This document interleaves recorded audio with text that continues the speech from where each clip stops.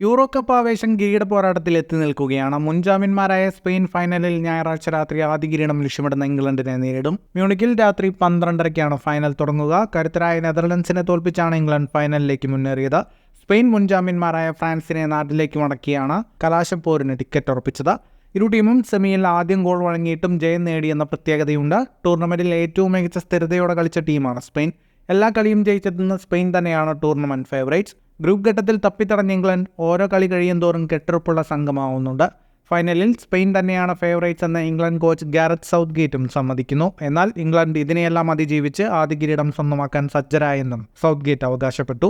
England കോച്ചിന്റെ വാക്കുകൾ ഇങ്ങനെയാണ്: ഈ ടൂർണമെന്റിൽ ഇതുവരെയുള്ള പ്രകടനം കണക്കാക്കിയാൽ സ്പെയിൻ തന്നെയാണ് ഫൈനലിലെ ഫേവറേറ്റ്സ്.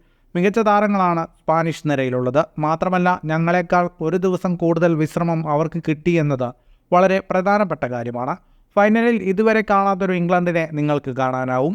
സ്വന്തം നാട്ടിലല്ലാത്ത ഞങ്ങളുടെ ആദ്യ ഫൈനലാണിത്. ഇതൊരു ശുഭസൂചനയാണ്.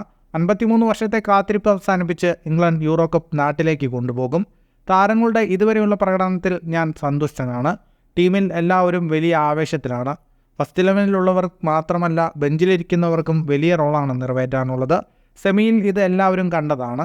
ആരാധകരുടെ പൂർണ്ണ പിന്തുണയിൽ സംതൃപ്തിയുണ്ടെന്നും ഗാരത്ത് സൗത്ത്ഗേറ്റ് പറഞ്ഞു. ഫുട്ബോൾ ലോകത്തെ കൂടുതൽ വാർത്തകൾക്കും വിശേഷങ്ങൾക്കുമായി സ്പോർട്സ് കഫേ ഇപ്പോൾ തന്നെ സബ്സ്ക്രൈബ് ചെയ്യുക.